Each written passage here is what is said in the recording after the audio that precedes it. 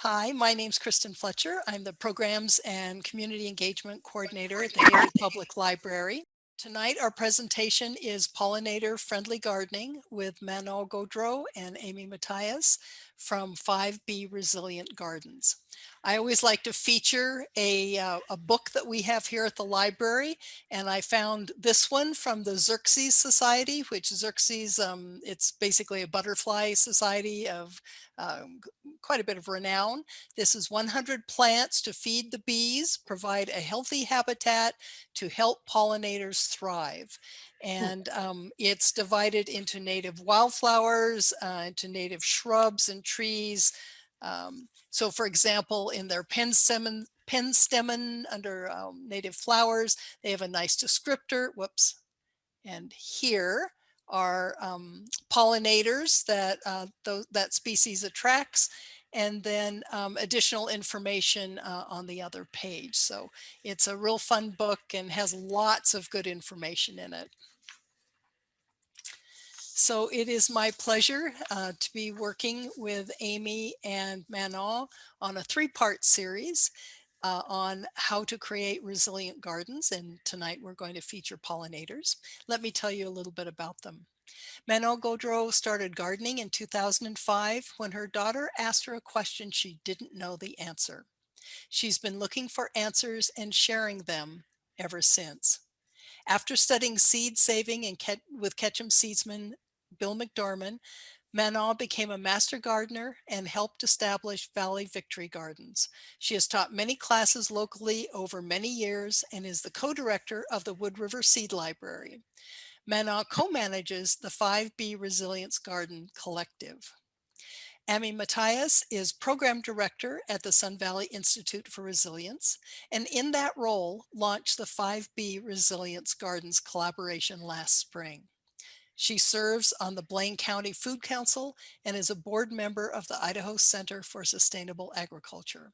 She is also the co-director of the Wood River Seed Library.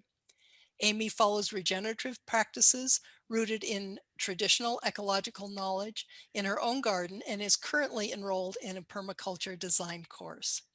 She has worked within the local food movement for over 10 years and is committed to sharing her knowledge of and passion for growing food with her community.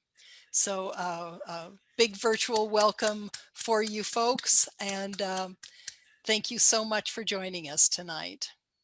Thank you, Kristen. It's always fun to hear other people read your bios. I get excited, especially I love Manon's and started asking questions and wanted to figure out how to answer them. So I'm now going to share my screen. So give me just a moment while I pull up our presentation today.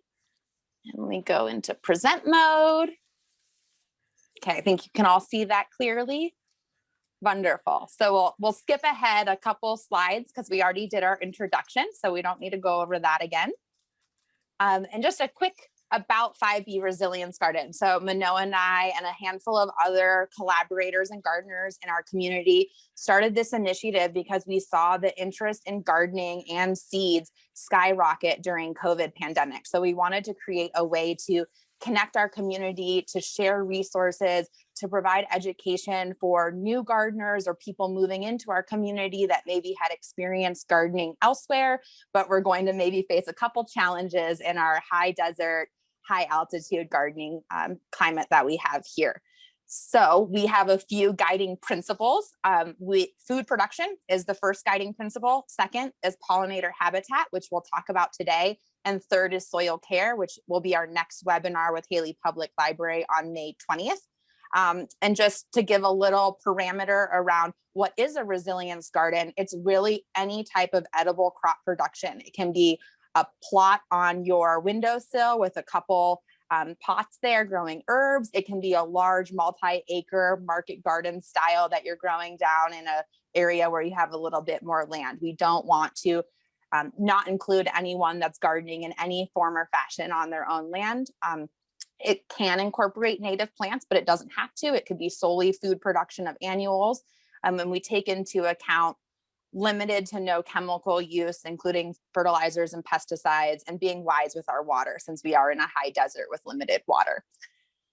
So that is our brief overview of 5-year resilience garden. And now we will jump into one of my favorite conversations of how do you have a pollinator friendly garden? So we'll talk about who are the pollinators. Some might surprise you a little bit. I know when I started really paying attention to pollinators, I was shocked to learn who really does do a lot of pollination in our gardens. Growing food for pollinators, creating a pollinator habitat, how to manage pests ecologically, and also how to identify insects, because that can be really fun to get into all those details. So first and foremost, I wanted to share a little video. I took this video in my garden last year. There's not going to be sound in this video. I just want you to notice all the flying things going on. And these are carrot seed blossoms. So they were overwintered and grew and turned into seed heads that I then shared with the Wood River Seed Library last summer. So I'm going to press play. There we go.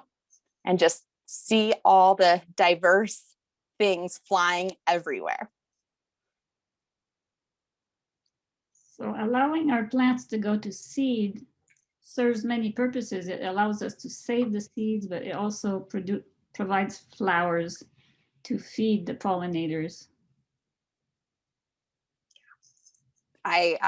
When I started saving seeds, it was really because I was being lazy and I just didn't harvest some crops and I just let them do their thing. And I quickly realized that saving seeds allows so many other functions to happen. Those plants complete their life cycle. They provide tons of forage for our native pollinators, and they're beautiful. I mean, what pretty flowers, right?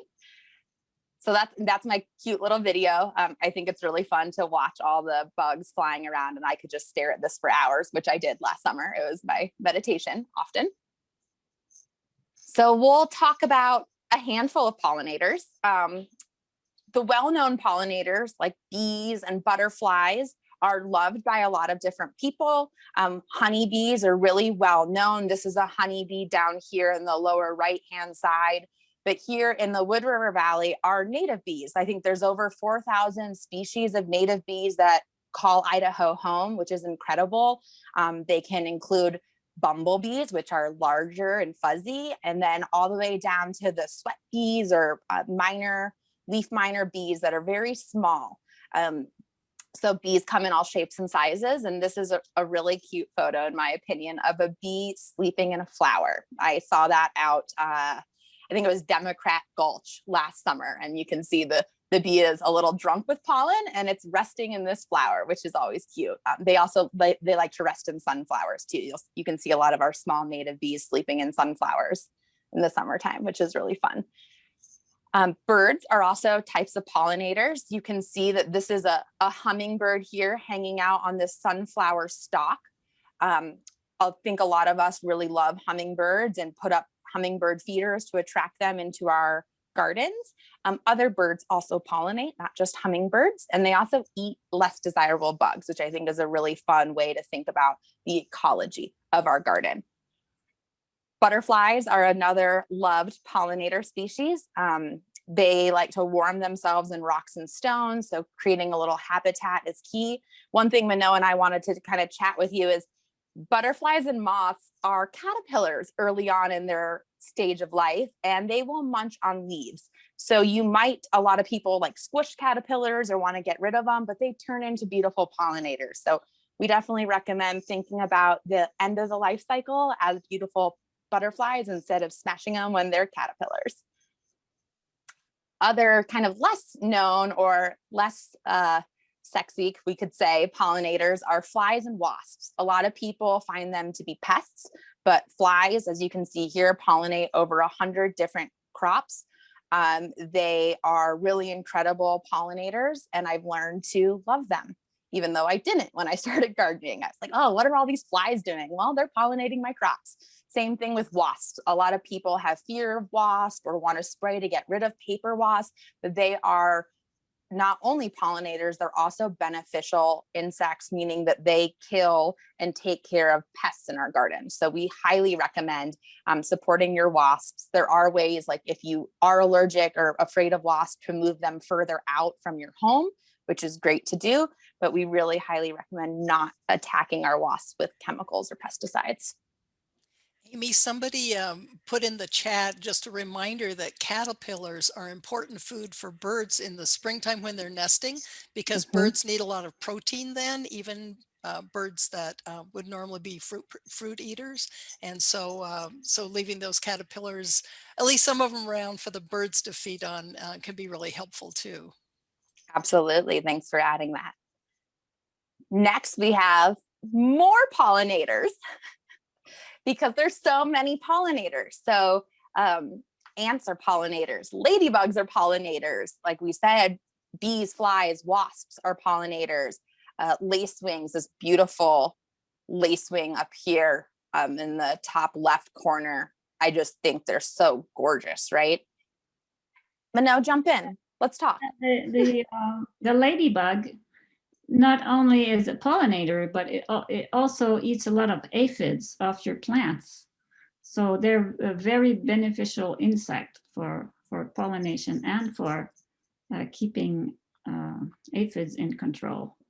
And this bug, the bug on left, is a tachinid fly. It's not like the house black fly. It's a little different. And it's good to learn about the life cycles of each one of these bugs and what the benefits of them is, and to know that at certain stages of their life they can munch on your plants, but other stages of your plant of their life they're very beneficial. So it's good to take the time to admire them, to observe them, and learn about them, and lose our fear of bugs or our disdain of bugs and start appreciating them and being grateful for them. And on the bottom right is an ant. This ant doesn't have wings, it doesn't fly, so it will only pollinate flowers that are relatively close to the ground and flowers that are close to the stem. So this is a penstamen. The flower is close to the stem, so the ant can get there and pollinate it. But obviously, you know, the ant won't be able to access other flowers that may be further from the stem. So as you can see, lots of pollinators, and pollinators serve other purposes than just pollinating. A lot of them are beneficial insects. They feed birds. They're beautiful to look at. I mean, even like this fly, look at those metallic wings. That's beautiful to me. I think when we start to appreciate those insects in our yard, we fade away from thinking of bugs as ugly and gross and really start to appreciate them as parts of our ecosystem. Absolutely. So it's really important to promote a pollinator-friendly garden by actually feeding our pollinators. So there are different types of pollinators need different types of forage or nectar, or so there's so many pollinator-friendly plants. Like I think what did that Feed Your Bees had over 100 plants that are beneficial for pollinators. So we didn't incorporate every single plant, but we have a couple plants here that are well known as insectary plants or nectar producing plants. So you can think of common plants in the mint family, catnip, all different varieties of mint, lavender and sage, some of your perennial herbs that flower are wonderful nectar plants. Your fruit, right? The beautiful blossoming fruit trees that show up every spring, those are critical for our pollinators. And when we live in a cool, cold climate, that spring comes a little later, we really need to think about getting these types of plants that bloom from early spring into late fall. So we're making sure that we have enough plants to feed our pollinators throughout the whole season And like we shared, different pollinators need different types of food sources. So a diversity of planting is really key, not just one type of plant. Like we might all love sunflowers, but if you only had sunflowers, some of those smaller pollinators aren't going to have the same access that they might on like this carrot blossom. So Go ahead. different sizes of bugs will like different sizes of flowers. So it's important to have, the tiny little flowers of the herbs and the tiny little flowers of the umbels on these carrots and all other plants in that family. And also certain insects are attracted by certain colors.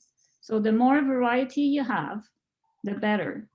And also think about having native plants, some native plants in your garden, so that because the native plants will attract native pollinators, and native pollinators can survive better in our climate. So they need, they have a native climate, and if they have native plants and a native habitat, they will be happier, and you will have a happier ecosystem in your backyard. So think about having at least some native plants and different sizes of flowers. And even some of those non-native plants, like your annual vegetables, like tomatoes, there have been studies that have shown that bumblebees pollinate those better than honeybees because of their style of pollination. Bumblebees buzz and they shake, and that shakes the pollen around, where a honeybee has a different way of harvesting the pollen. There's a lot of information about how pollinators pollinate, and we can't go into all of this in the webinar, but if you're drawn to certain types of bugs, like research that and learn about how they do it. I know there's been some studies that show that bumblebees will actually bite the flower if they can't access it, so that they have easier access to it, which I think is really cool that these bumblebees do it. Or like honeybees do a waggle dance to tell other bees where the flowers are located. So one thing that I think is really critical to talk about here is that groups of plantings is key. Having one or two flowers spread out through your yard isn't as good of a habitat as a big group, like a square foot of plantings, or at least 20 flowers of the same variety together, because it's really important for having an abundance of plant food available for those pollinators than just a single flower here or there. Anything else you want to add on this page, Manon? Ready to go to the next one? Okay. I have something I'd like to jump in, and just an observation that I made this spring was, as soon I've got those deep purple, they're called giant crocuses. And as soon as they started to open up, the bees came right to them. And I had not really realized that they were so attracted. So that might be a super early plant that a person could not only enjoy because we have long winters, but also help pollinators out as well. Absolutely. Those crocuses and daffodils, I think, are pretty early blooming bulbs, are really key to providing those, because they're out now and our fruit trees have not bloomed yet.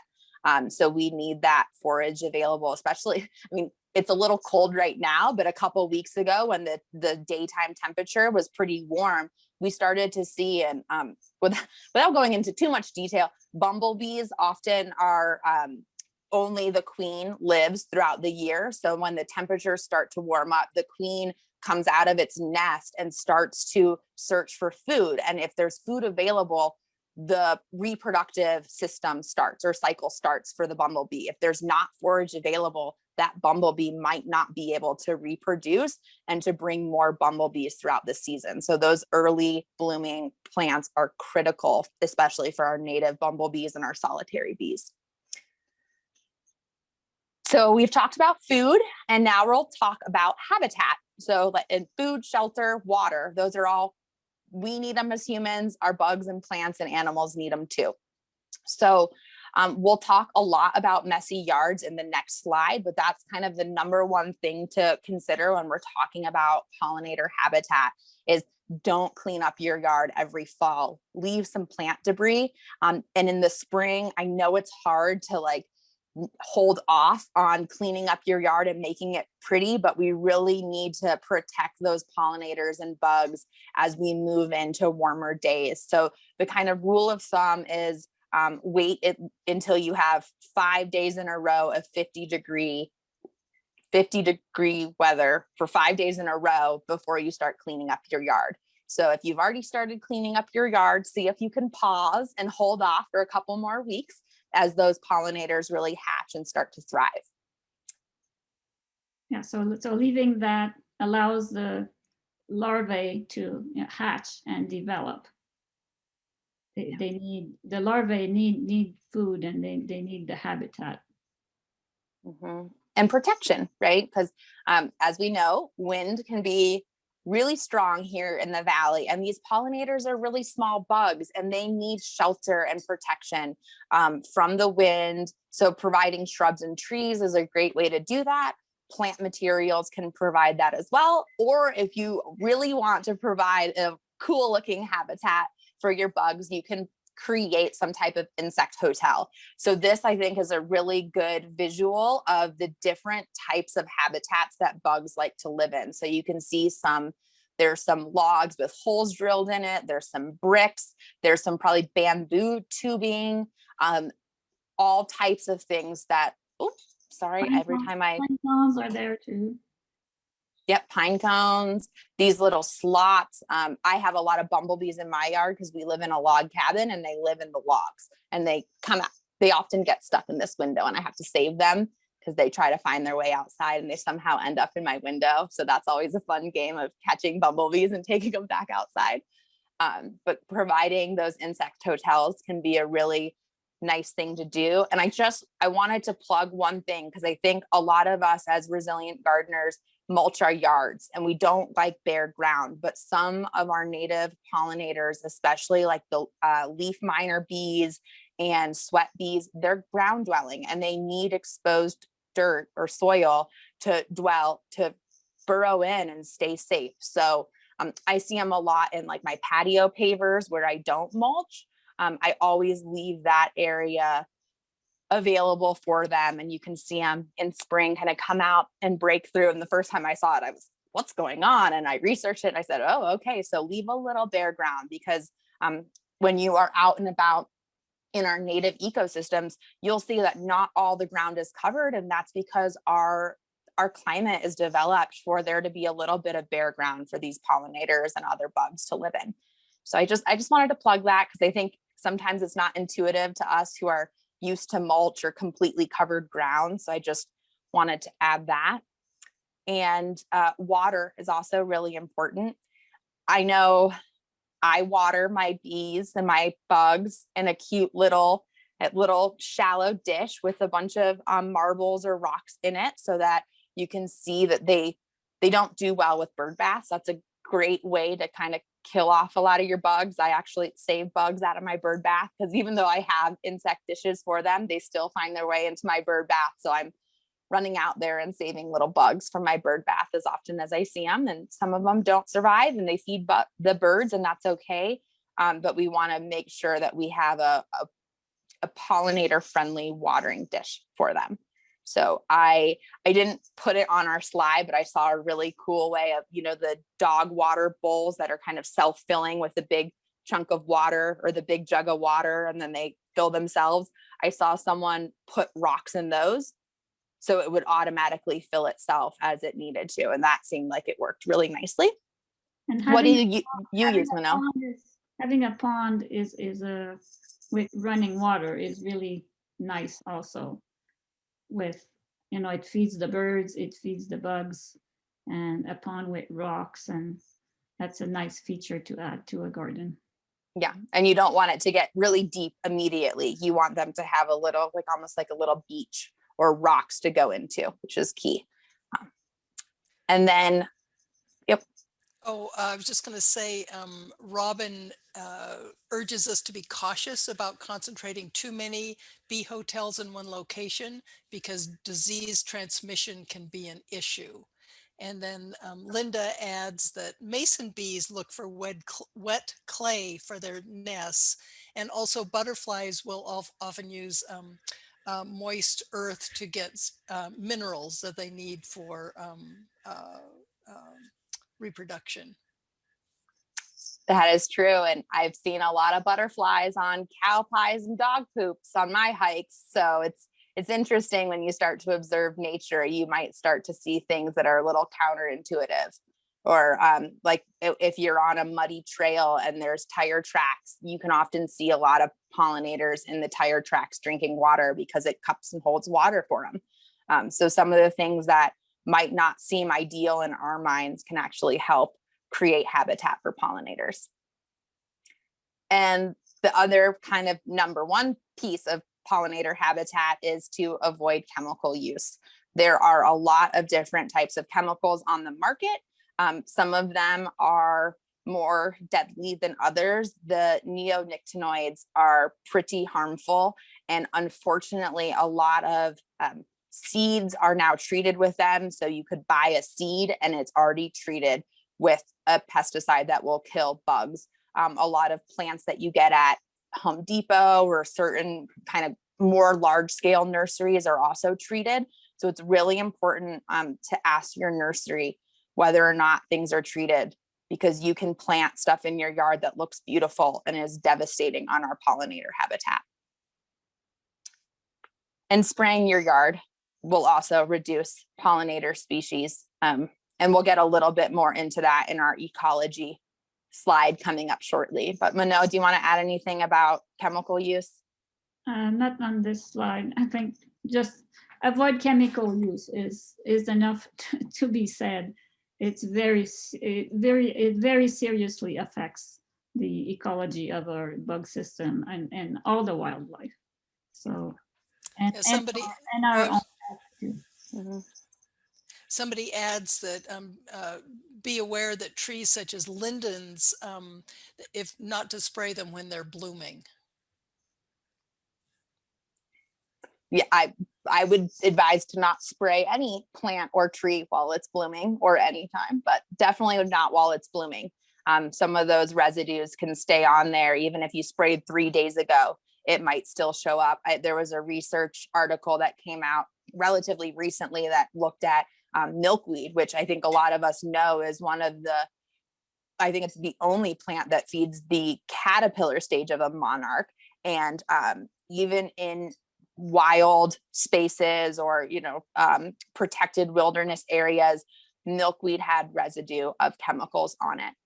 It's very problematic as we see these insect populations decline. So Manon and I are big advocates of no chemical use at all. We understand that some people are still going to use them. Just be very cautious, follow the rules, research whatever chemical you're deciding, or if you hire a landscaping company, ask them what they're using and research it and try to find the ones that are the least damaging.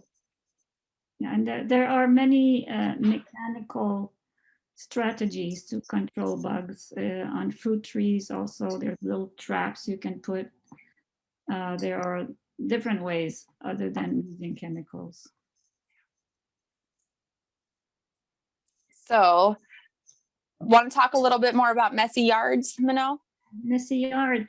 So the messy yard is a coin. It's been used for a little while, but a messy yard, in my mind, doesn't have to look messy, or we can have a different perspective on what messiness is or isn't. My garden is up front of my house, and I have beds running all around my patio, but I keep my beds contained. So there are areas that are clean and there are areas that accumulate plant debris and look a little more wild. And we can use different colors of debris and different textures. In the fall, I like to rake the red leaves on one bed and put branches that are colorful on top to hold them and create textures and color variations that actually look attractive. So a messy yard doesn't mean that it looks not kept or not looked after. You can make a work of art of playing with your colors and textures if you want to. So leaving flowers to stand through the fall, in the winter, into spring. Amy already talked about that. So instead of deadheading the flowers, which most landscapers do, if you hire a landscaper, the first thing they do is they chop everything. They chop all your flowers. And their flowers are a good feed for wildlife and for the insects, and they're a great habitat for the insects. And they provide protection against the wind, and they provide some kind of mulch or protection for your soil. So there are many reasons to leave your dried flowers standing through the winter, and only cut them in the fall. So in the spring, I mean, in the spring when it goes above 50 degrees, which we haven't quite reached yet in Haley, but it's coming. And then you can cut them to the ground, and ideally you leave the roots in the soil. The roots are beneficial. You let the roots rot in the soil if they're annuals, and if they're perennials, they will grow again. It's also good to leave fruits, fruit trees and shrubs where they are during the winter. And to leave piles of bark. We talked about leaving areas of bare soil. It's also good to have areas of, a pile of bark, and it's a little hotel in itself for insects for the winter. And we're talking especially, what you do in the winter, but even through the summer, you could have a little area that is a pile of bark, and that's thinking that you're providing habitat for your favorite pollinators. Even a stack of dry leaves. I remove dry leaves in my garden that are where I don't want them, but I have areas where I keep dry leaves all summer in my garden. So they're good for as a mulch, as well as feeding and providing habitat. And grasses. So some people have ornamental grasses that they, obviously those are tall, but in the fall you could let an area of your grass, the green grass that you normally mow, you could let some of that go tall at some point and leave it for the winter. And you can build a brush pile, like if you cut bushes in the fall or at any time, you can make a little pile of brush, and that's another nice habitat, and it provides a different texture. And I'll just add one or two quick things to that. The grasses and the shriveled fruit, those feed the birds, and our birds in the winter time really need support with food access. And because insects are often not available in the winter time, leaving some of these things available for the birds to eat is really crucial to protecting the birds, the bird populations. The birds also need material to build their nest in the spring. So if you clean everything up before they build their nest, they don't have their building materials to build their nest. I love watching the robins grab all my grass in the early spring and take it away. They clean up my yard for me. It's wonderful. Okay. All right. Next, we're going to talk about ecological pest management. So a lot of people have heard of maybe integrated pest management. We take it one step further and talk about ecological pest management. So I don't want to do a whole ecology lesson here, but just a couple brief, quick things about like what is ecology. And it's really about the interactions and relationships between different plants or animal species within an ecosystem. And a key takeaway is like how you address one plant or animal will affect everything else within the ecosystem. So nothing lives in separation. Like we are part of an ecosystem. Our behaviors and our choices affect everything around us, just like the plants and their behaviors affect everything around us. So ecology is a really in-depth study. We can't get into all of it here today, but I think it's just something to keep in mind, that how we interact with our garden will affect everything in our garden. For every one pest, there are thousands of beneficial bugs. And that's really one of the key reasons we say, like, don't spray your bugs, because like this picture is what's called a trap crop, right? So this is covered in aphids, and then there's ants, and the ants actually immobilize the aphids because they bite off the aphid legs so that they can milk them. So if you were to spray all the aphids, your ants wouldn't have, or your ladybugs, right? There's a lot of beneficial insects that eat aphids. But if you kill off all your aphids, you're actually killing the food source of your beneficial insects. And if they don't have a food source, that population is going to die out. The aphids will come back, and there will be nothing to eat them. So thinking through the cycle of our bugs and insects life is really thoughtful to do. I don't care about aphids, don't bother me at all anymore. I would add that if you try to kill a population of bugs, the bugs that you did not kill will migrate to other plants, and maybe they'll eat your favorite plant instead of letting them eat this, letting them be on this trap plant. That you allow them to be on one plant, but while they're there, they're not munching on your other plants. Mm-hmm.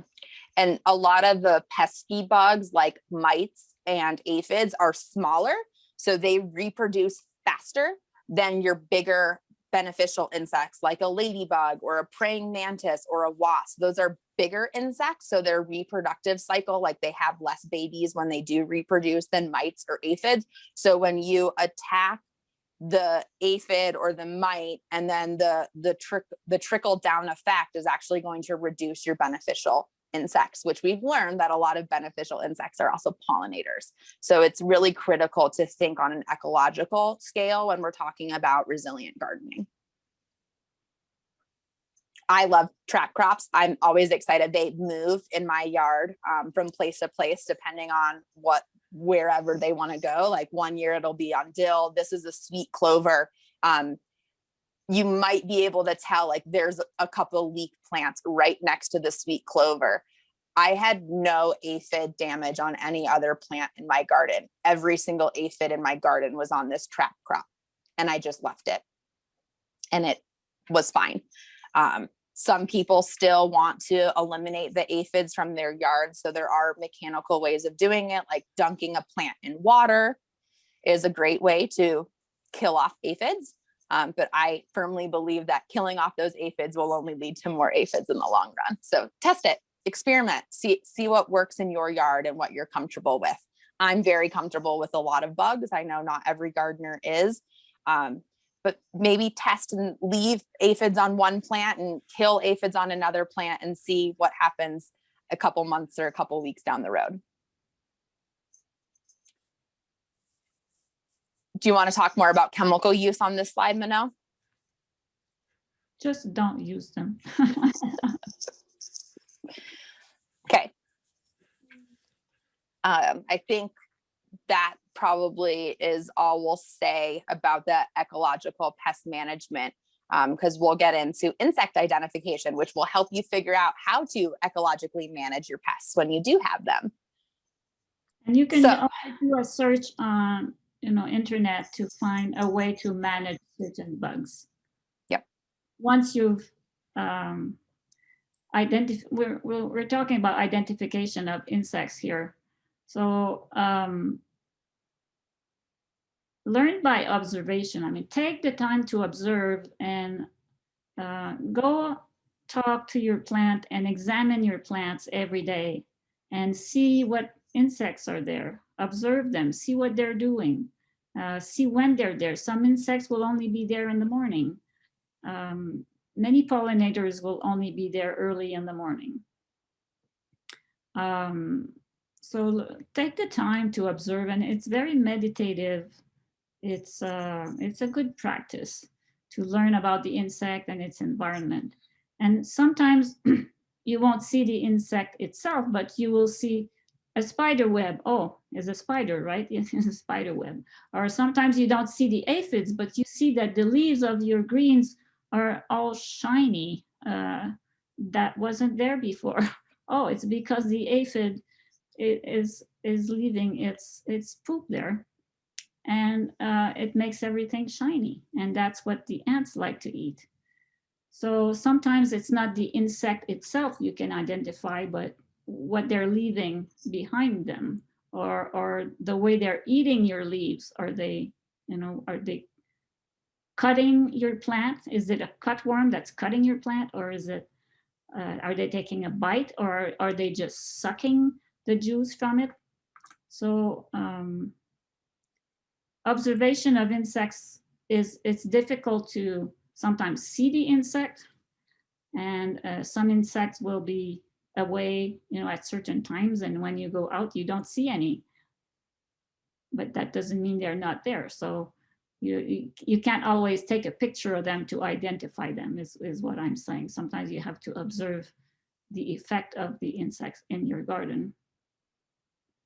And study the life cycle. Once you've observed something on a plant, something you could do a search online and say, okay, what are the insects that are attracted by this plant?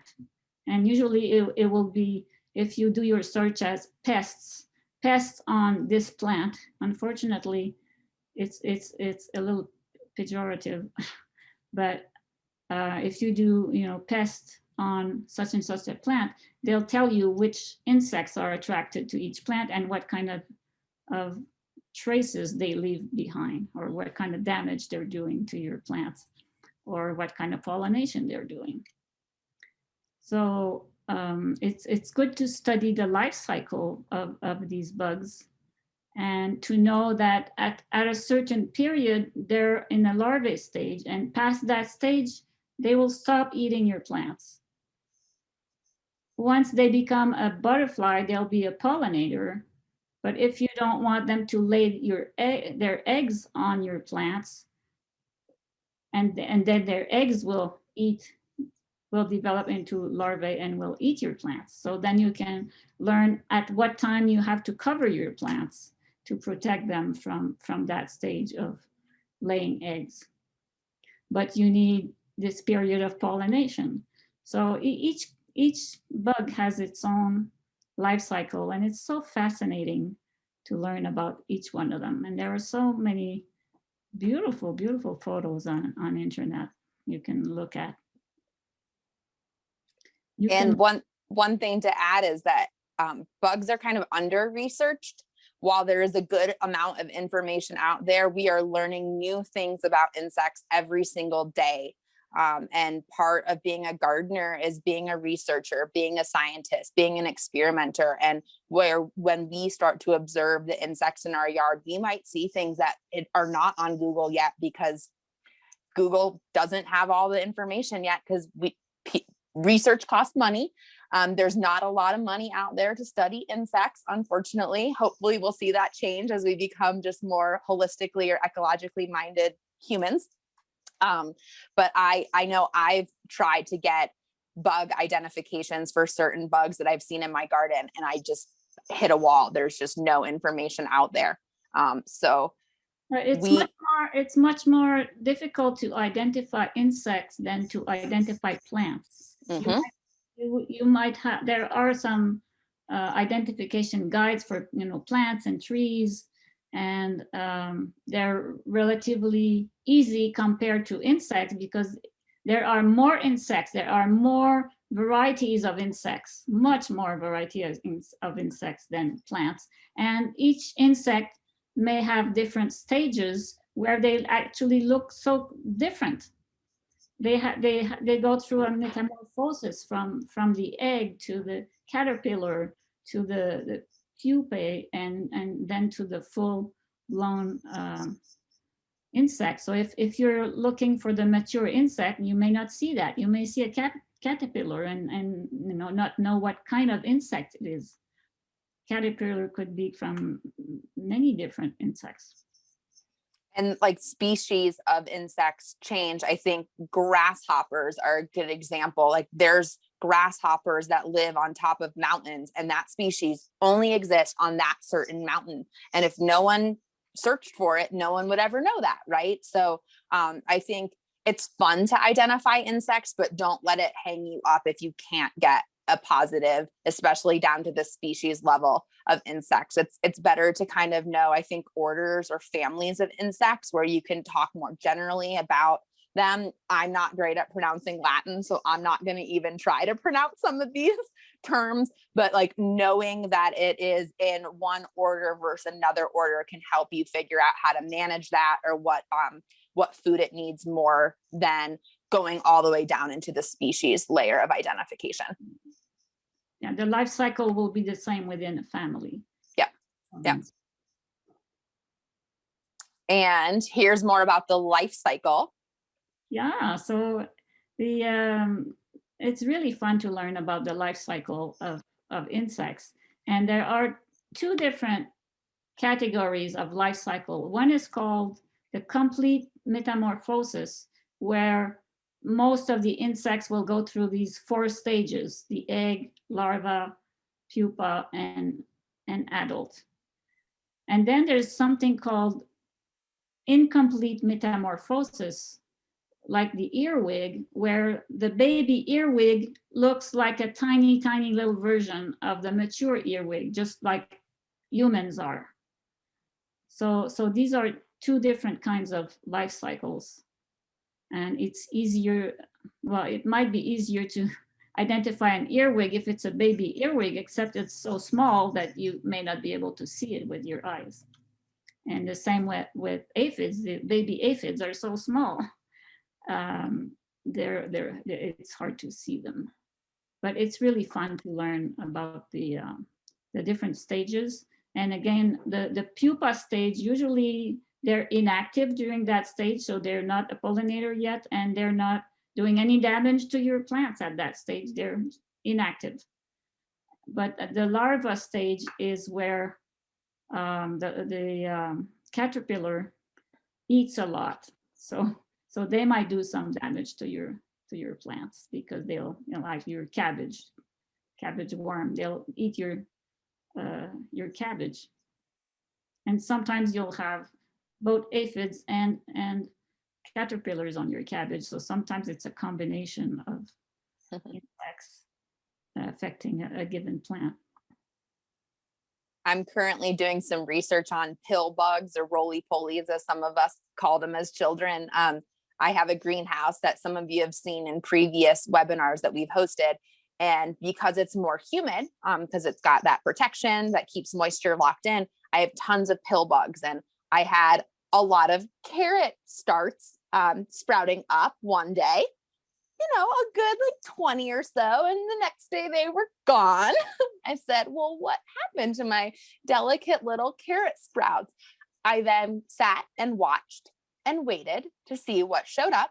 And I saw this cute little roly-poly just come over and nibble them right up. And I thought, roly-polies like decomposing plant material, but for some reason they are all about my carrots. And I let it go and not worried about it. And hopefully I still get some carrots sprouting, but if not, I know that the pill bugs are serving some purpose. Not sure what it is, probably just building soil organic matter. And I'm living with it because they're really cool. And I want to protect the bugs. So I'm not going to spray. I'm not going to crush and kill. I'm just going to sacrifice some of my carrots, my early season carrots this year. And if I really wanted to protect them, I could cover them with a tray or something, or like an upside down milk jug or something like that, to give them a little protection from the pill bugs. I'm not going to take it to that level though, I don't think. Then I've done doing a little collar. So if you imagine a little cylinder, which could be a toilet paper roll cut into sections, or a cup, a paper cup that you cut into sections, then you have a collar about 2 or 3 inches high, and you just put that around each plant or group of plants. And the bugs that are walking on the ground cannot get to the stem of your, and so they don't affect them. So that works for cutworms and other little creatures that walk on the soil that are at the larva stage. And I am trying to figure out how to love earwigs more. They're like the one bug that really grosses me out. I think as a kid, I lived in Virginia and they would like crawl out of the sink, which was really gross to see first thing in the morning when you're brushing your teeth. And they eat my corn tassels, and I haven't figured out how to manage them yet. And last year I didn't get any corn harvest at all because the beautiful little silks would pop out and then the next day they'd be gone and they were covered in earwigs. So I haven't figured out exactly what to do. I think chickens are probably my best bet because some of those bigger bugs, a lot of birds might not eat the bigger bugs because they're not that tasty, but a chicken will love that type of bug. Same thing with box elder bugs. We have a box elder tree and a ton of box elder bugs, and the birds don't like them, but chickens do. So I think sometimes bringing in some larger birds can be helpful with managing some of those pests. But if anyone has tips on earwig management, I'm all ears. There are little mechanical traps you can make, and that's available online. But that's where we have to be mindful of an ecological system. When things are in balance, you don't have too much of one or too much of the other. You might have some plants affected, but not all. So sometimes it's about just looking at the global picture and finding a way to have a healthier garden and a more complete ecosystem in your yard. And that takes time. It doesn't happen in a single season. I've been gardening now. This will be my 5th season gardening, and each year my garden gets healthier and healthier. My soil gets healthier and healthier. My plants get healthier and healthier. So what was problematic 2 or 3 years ago might not be problematic this season. And then sometimes you could have a really healthy garden and you just have one of those pests that it's just a good year for them, like grasshoppers, right? Or voles. And that's part of gardening, especially ecological or resilient gardening, of just going with the flow and honoring the natural world that we are part of. Yeah, accepting. Yeah. Yeah. All right. So we have some more kind of tools that you all can use to help you with insect identification. University of Idaho actually has an insect submission platform where you can go to this link and upload some information. They ask you like where you saw it with GPS coordinates, what it was doing, and upload a photo. They have tips for how to take good photos of bugs. So that's a really nice way to get a positive identification. It might take a little bit more time because they do it on a research level, but it's also helpful to submit to this platform because you're helping University of Idaho expand their knowledge of the bugs that exist here. So I really like promoting that. I also am a big fan of iNaturalist. I think, thank you, Kristen, for adding that link in there. If you go to the county extension office, they might have little magnets that you can put on your fridge with a QR code. So it's really easy to get there. I love iNaturalist for plants and mammals. I've not had great luck with it for bugs. You can see, you might not even be able to see the bug in this photo because it's kind of hidden. It's in my St. John's wort, but somebody identified it as an insect, right? So some of these bugs are really hard to identify, but you can still try on something like iNaturalist, or Idaho Entomology is a Facebook group that you can post your photos on. And sometimes it's amateurs, sometimes it is scientists that are on there helping people identify. There is an extension agent named Jason Thomas who he's incredible. He's an entomologist. He works with farmers and ranchers and gardeners all throughout southern Idaho. And he has a YouTube called The Insect Hunter. And he does some really cool, fun things. I watched a video of him tasting paper wasp honey, which I didn't even know was a thing. And he samples it on live camera for us all, which is really cool. So that I recommend checking that out. He's probably also the person who will, if you submit to the U of I platform, will probably be the person helping out with that. There's also a big bug museum at the College of Idaho over in Caldwell. They have tons and tons of bugs on display that if you're ever in that area, I highly suggest checking that out at their library. Some just brief things to think about when you are identifying things, like pay attention to the number of legs and the wing set and the size and distribution of body mass. That'll help you figure out what order the insect is. Obviously coloring, like you can see, it's probably some type of sweat bee is my guess. The bright lime green metallic-y look can help you identify things. Also, as Manon mentioned, like the location, the chosen food source. And then we plugged the amateur entomologist, I can't see the last word, society. And that is a great way to network with other buggy folks. And I think they have a pretty good identification platform where you can actually go and see, based upon some of those, like the number of legs or their size and distribution of body mass, to help you narrow your identification down. Another way to identify wasps versus hornets versus bees is to look at their habitat. I don't know if everybody is seeing me or seeing this here. We had a photo earlier on with a wasp and its the little nest they make out of, it's almost like papier mâché. They take pieces of wood and they masticate it and it turns into a paper. So a wasp will have these open little holes for their eggs, whereas a hornet will have a round, it's still the same paper, but it will have a round or oval shape kind of housing. And some of them have a single hole at the bottom, and that will tell you it's one kind of bug, and some will have more like a tube, or I don't know how to describe that. So anyway, if you find their habitat, it helps you to identify the bug itself, because you may not want to get close to one of these bugs and take a picture of them, but they're the house they build for themselves or for their young, it will help you to identify. And Linda added the antenna too, which is a great addition there to help with identification. I saw a little bug today crawling around on my kitchen counter, and I think it had 2 antennas, and they were like bigger than the whole body, and it was really cute. It was almost cartoon looking. So that's another great tip. So thanks for adding that in. And I think we also had someone add in another identification site, bugguide.net. So we'll add that to our resource list. And I think with that, well, do you want to talk about this, Manon?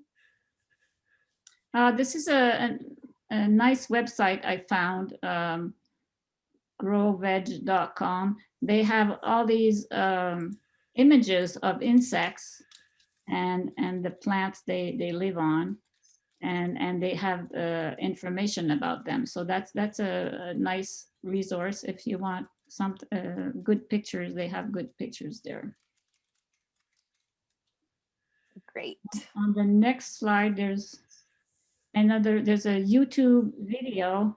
It was made by University of Idaho in Boise, and it's a YouTube on pest management, I think, pest management and diseases of plants. So if you want to look at just the first part of this video, it has good information about different beneficial bugs and the pests and ecological ways of managing the pests that you don't want.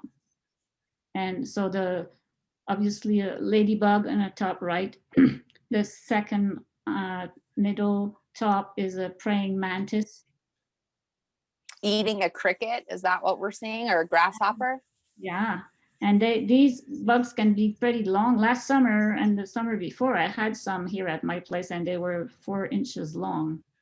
They're amazing creatures. And the one on the right, I'm not sure what kind of a bee it is. The one on bottom left is a leaf miner bee, and a leaf miner, it mines the leaf. It will deposit its no, sorry, it's not that. They will deposit their eggs inside of an aphid, and eventually the aphid will die from that egg developing. So that's a parasitic wasp, correct? Parasitic wasp rather than Mhm. a leaf miner. A leaf miner will insert the eggs inside a leaf, like in between the two, outside skins of the Like the cell walls. yeah. Mhm. And Oh, that's right. and the one on the right is a ground beetle, and they're very beneficial too. Anyway, so it's a good video if you want to watch it. That it's clickable, and you'll have access to this to these slides, and you'll be able to click on this slide and go directly to the YouTube, or you can do a search online. I have this video in my YouTube channel, and there's also the YouTube channel of University of Idaho in Magic Valley. They also have another version there. That's it. Linda says a syrphid fly in the bottom center in this one. So the easy way to identify the difference between bugs or flies and bees is that flies have single leaves, or I'm sorry, single wings, versus bees have double wings on each one. So it's hard to see in this photo, but if it was a bee, it would have another wing right here and then like a set of wings. I don't know the technical terms, but that's how I identify a bee from a fly. And note antennas are close together. And something about the eye placement too. I think the fly eyes are always kind of bigger and like on the top of their head, where the bees are more on the sides of their head, maybe is how that works. And I think that wraps up our presentation. So we have lots of resources on 5bresiliencegarden.com. We host, we'll have an in-person, a hybrid in-person composting workshop at the Building Material Thrift Store next Thursday, which is Earth Day. For those unable to join in person, we're limiting it to 10 people, which we have not filled up yet, but we will also host it on a Zoom link as well. Yeah, one thing I wanted to mention before people start dropping off is a comment that Linda made quite a bit earlier, that some butterfly adults will winter over in woody material, like mourning cloaks do that, and apparently, what was the other one that you put in there? Tortoise shells. So that's another good reason to keep woody debris around. And that's also one reason that you see mourning cloaks flying around. I mean, I've seen them already this year, is they winter over as butterflies, which is pretty amazing. Mm-hmm. That is really interesting. There's so much to learn. I mean, insects in general, that's an endless amount of interesting stuff to learn. So it's great to have resources within our community to share information with us, as well as our University of Idaho, and then the broader World Wide Web, which has tons of info on there too. So I'll stop sharing now and we can just. And anyone can unmute themselves actually now if you want yeah, to. We've got a small enough group that if you want to unmute yourself and ask questions directly, you're more than welcome to. And then while people are thinking about questions, I'll just mention that each of our talks I do some editing, and then we now have a YouTube channel as well. So within a week, this talk will be, usually less, but within a week, this talk will be edited and posted on our YouTube channel. So you can catch some of those web links. Some of them I put into the chat so you can copy and paste it into a Word document. But some of them were just too long for me to type the whole thing out. So, and we're getting several people saying, thanks again, Amy and Manon. Great presentation. Thank you. This was a fascinating talk, very informative. So does anybody have any follow-up questions? I have a question. This is Sherry. Hi, Hi. Sherry. I didn't have my leaves raked off of the yard last fall, so I was just totally covered with slimy leaves. How soon would you suggest I have my crew in to, rake this massive yard? It depends on which area of your yard it is. The question I would have is it damaging what's underneath it? For example, I put a lot of dead leaves on my garden in the fall as a mulch and as a way to keep a messy garden. But Sure. and there's an area of my garden where I'm growing garlic. So I put lots of mulch over my garlic for the winter. But in the spring, at some point, the garlic starts to come out and the leaves can choke the garlic, or if the leaves are too soggy, they can make your plants go moldy. So at that point, I want to remove the leaves around those plants. If there are other areas where it's just bare soil, let the leaves decompose and create compost directly on your soil. Right. I'm talking about my grass. There's just leaves all over the lawn. Right. Well, it's easier to remove when they're dry. Oh, I know. But also at some point I rake some that are wet and I put them directly in my compost because they'll decompose faster. They're good composting material at that point. Yeah. So okay.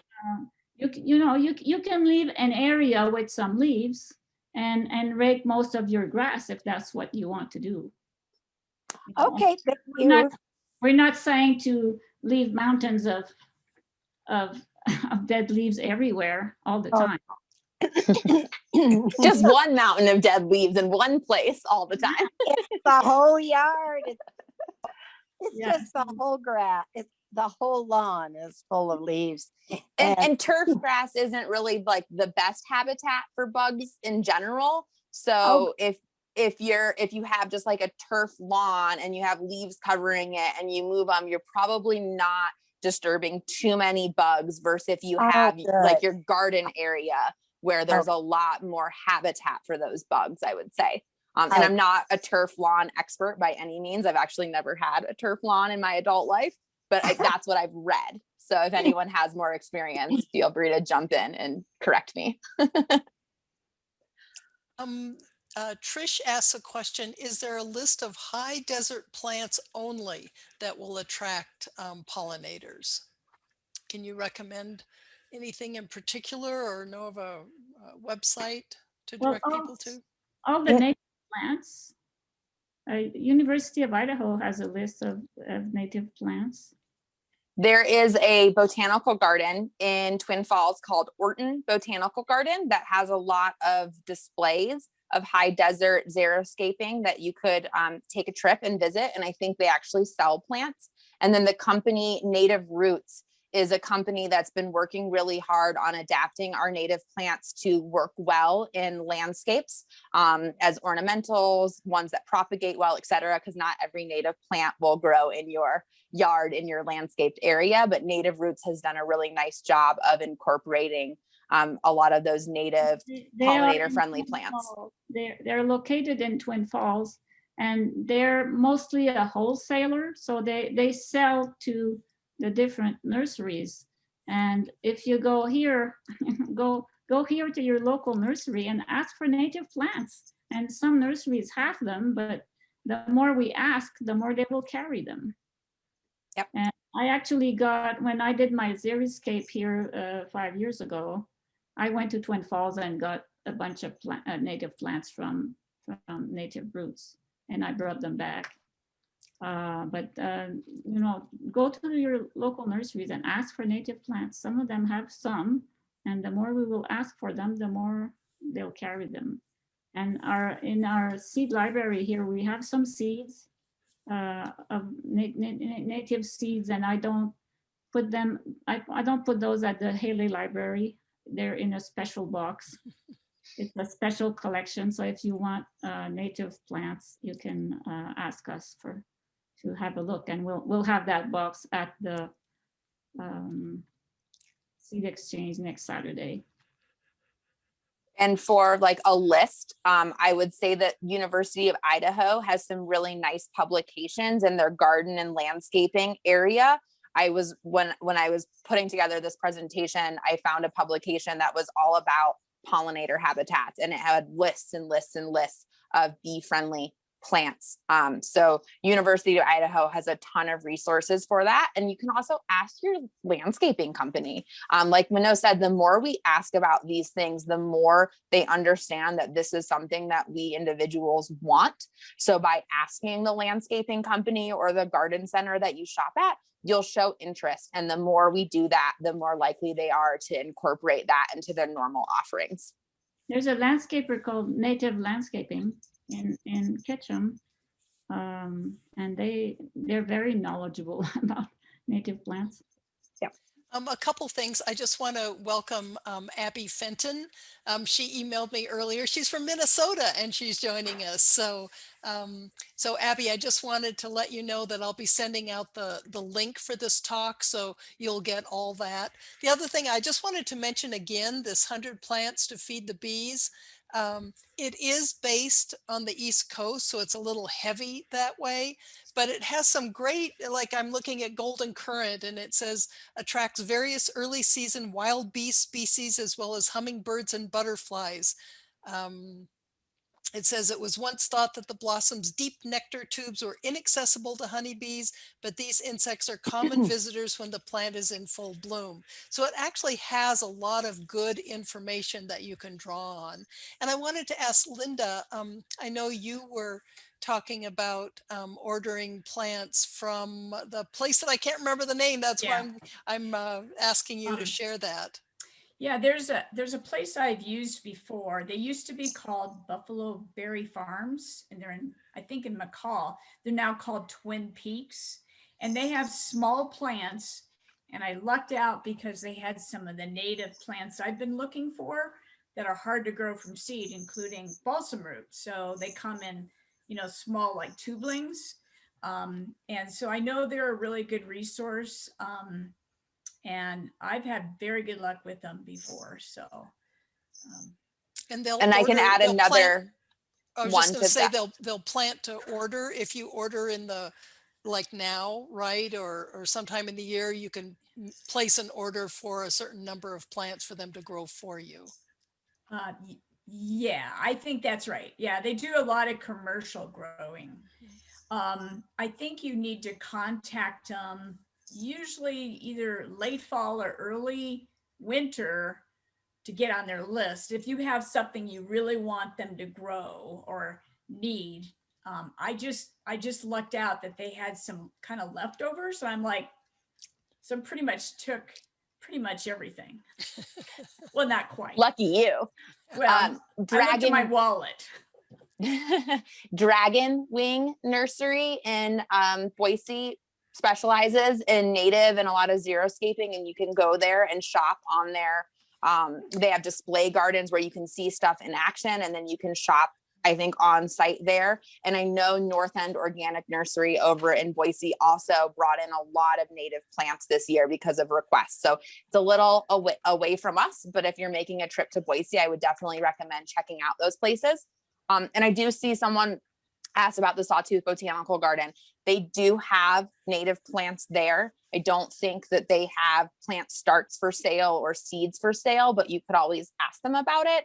And they don't only have native. They're like not a native botanical garden solely. I'll just plug the Arboretum here. If you want to see a lot of our native shrubs and trees in real life, check out the Blaine County Arboretum, which is at the corner of Highway 75 and Fox Acres Road. Linda's done a wonderful job of creating a beautiful native arboretum that is available for all of us to walk through and appreciate the beauty. And maybe we'll have some future opportunities there to graft some plants or to harvest seeds, etc., so that we can utilize those well-established natives that Linda's been caretaking for many years now. And I want to plug plant willows that are flowering, because your early, especially bumblebees, whatever, they love them and they need them. So anything, pussy willows, anything that's going to be a flowering willow, find a little nook in your garden, even if it takes a little water, but they need them and they love them. And I'll add that the Idaho Native Plant Society, the Bohovie chapter in Boise, has for years now, except for last year, but I think they're going to be doing it this year, have a native plant sale every year. And it's open, I believe, on Fridays just for members, and then Saturday and maybe Sunday it's open to the general public.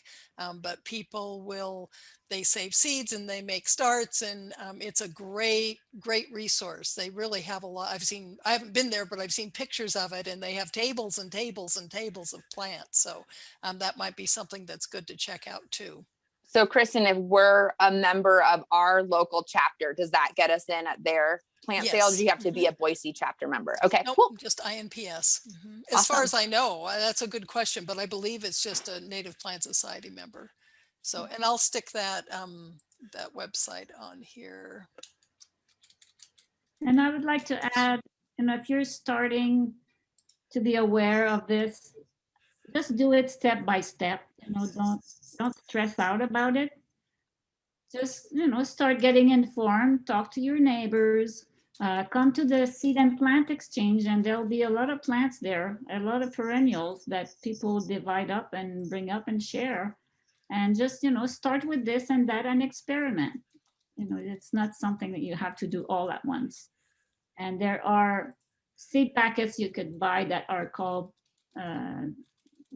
pollinator friendly seeds. They're not all native seeds, and they may not all make it the first time you spread them, but just experiment and build from year to year.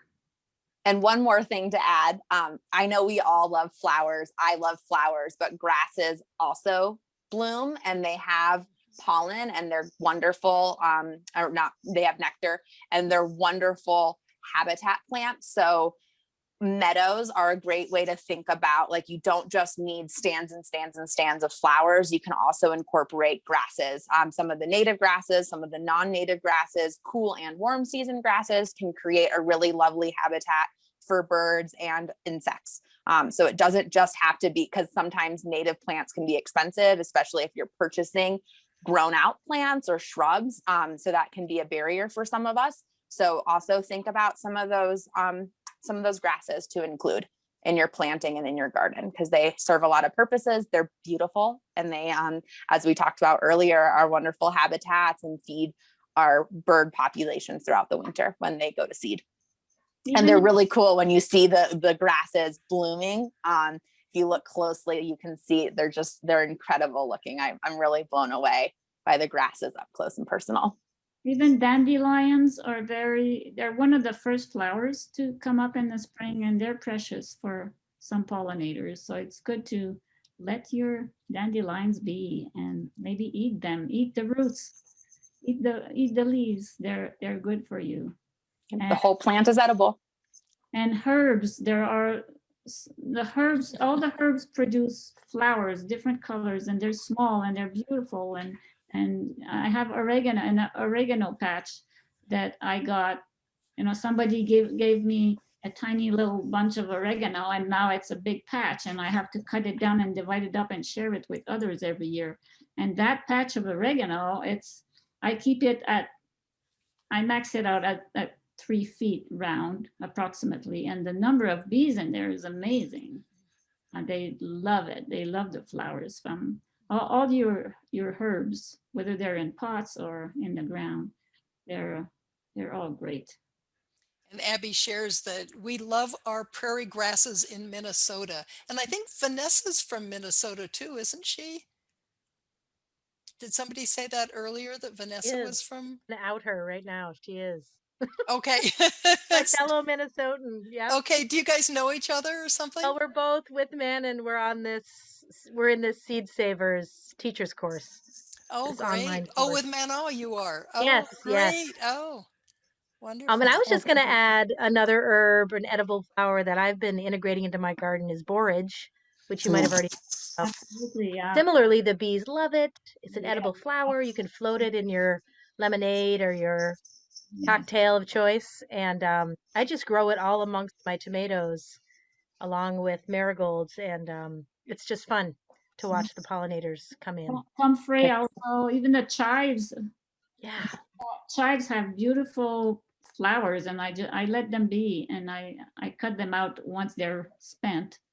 But I let the mature flowers feed the pollinators before I cut them.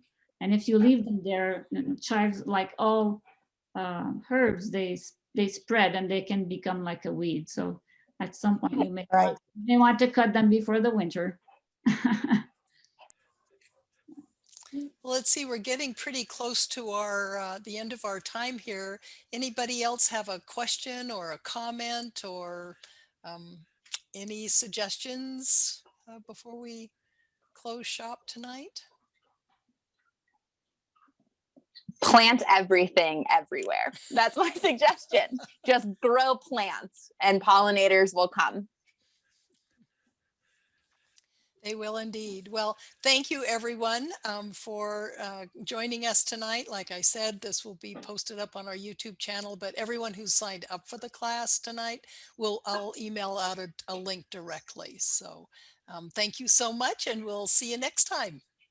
Thank you, everyone. Pleasure to be with you tonight.